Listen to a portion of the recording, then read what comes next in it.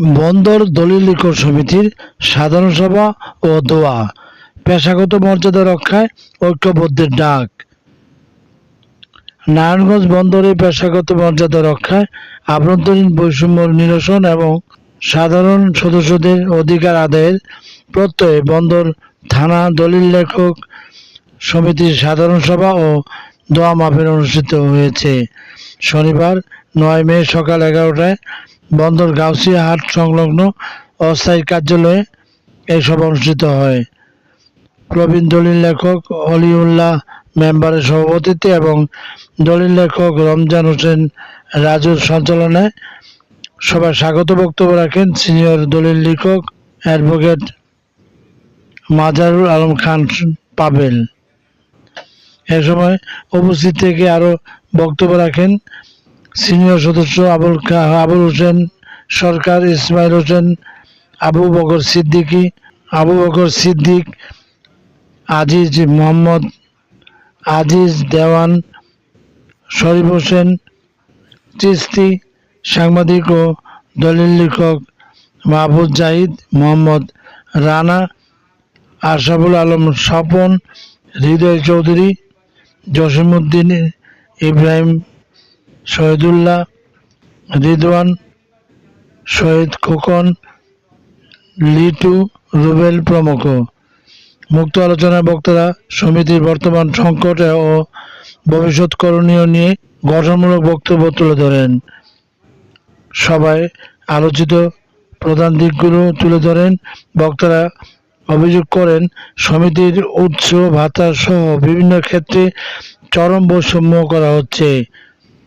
পিছিয়ে পড়া সদস্যদের কল্যাণে কাজ করা হবে আগামী মূল লক্ষ্য। সমিতিতে বর্তমানে দুটি পৃথক প্ল্যাটফর্ম তৈরি হওয়ার সাধারণ সদস্যরা ক্ষতিগ্রস্ত হচ্ছেন। বক্তারা হুঁশিয়ারি দিয়ে বলেন, এই বিভক্তির সুযোগ নিয়ে সাব রেজিস্ট্রার অফিসে অসাধু চক্র ফায়দা লড়ছে। যারা নিজের স্বার্থে সমিতির ফাটল ধরাচ্ছে, তাদের মুখোশ উন্মোচন করা এখন সময়ের দাবি।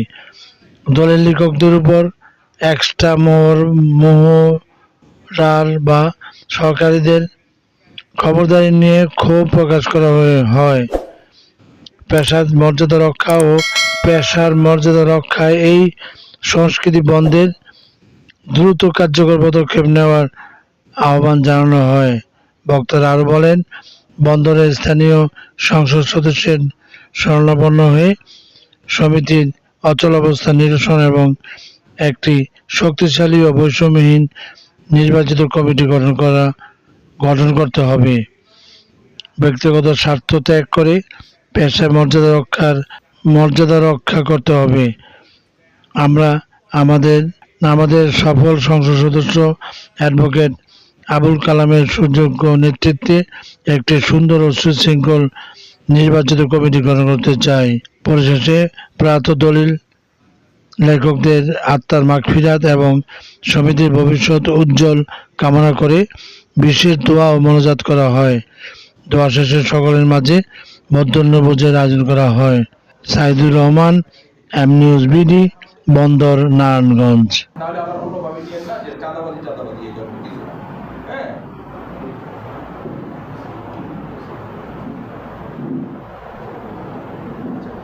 উৎসব পাতার কথা বলা হয়েছে, উৎসব পাতার বৈষম্য। আমি আমার দলিল লেখক ভাইকে সম্মানের সহিত বলছি, আমরা যখন এই কমিটিটা চালিয়েছি, বিগত কমিটিটা চালিয়েছি, তখন বলা হয়েছে যে আপনাদের টাকা, এই যে এখানে টাকা হয়েছে, অ্যাকাউন্টে টাকা আছে, এশিয়া সাহেব একদিন ছিলেন, আপনারা জানলাম যে এই কাজগুলি আমরা করব কাদের মতামতের ভিত্তিতে, আপনাদের মতামতের ভিত্তিতে। আপনারা যেভাবে বলবেন আমরা সেইভাবে করব। ভাই বিশ্বাস করেন, আমি হলফ করে বলছি, আমার ব্যক্তিগত কোনো অভিনয় ছিল না। কাউকে 40,000, কাউকে 10,000 বা 20,000, এটা দিয়ে আমাদের আশরাফ ভাই, উনি দলিল লেখক, উনি MA পাস, পোস্ট গ্রাজুয়েট। এখানে অনেকে পোস্ট গ্রাজুয়েট আছে, এখানে দলিল লেখক লয়ার আছে, এখানে আরো 2-3 জন লয়ার আছেন, আমি নিজেও একজন লয়ার। আপনারা জানেন, ল করতে হলে মাস্টার্সও করতে হয়, ল করতে হলে দুইটা ডিগ্রি অর্জন করতে হয়। সো এখানে মূর্খ বলার কোনো সুযোগ নেই। আর গভর্নমেন্ট কিন্তু ম্যান্ডেটরি একটা করে দিয়েছে, আগে কি হয়েছে জানি না, এখন কিন্তু ম্যান্ডেটরি করে দিয়েছে। আপনাকে মিনিমাম এইচএসসি সার্টিফিকেট আপনাকে একটু থাকতে হবে, মিনিমাম এইচএসসি সার্টিফিকেট শুধু। সুতরাং এখানে মূল প্রকল্প বলার কোনো সুযোগ নেই। তো সকলকে অনেক ধন্যবাদ আপনাদের এই সমবেত উপস্থিতিতে আমাদের অনুষ্ঠান সাফল্যমণ্ডিত হয়েছে। পরিশেষে একটি কথা বলে আজকে আমাদের সভাপতি মহোদয় অনুষ্ঠান সমাপ্তি ঘোষণা করবেন এবং খাবারের ব্যবস্থা আছে, আপনারা সবাই খেয়ে যাবেন, আপনাদেরকে দাওয়াত রইল। আর একটি দোয়া হবে কাদের জন্য সেটাও বলে দেই।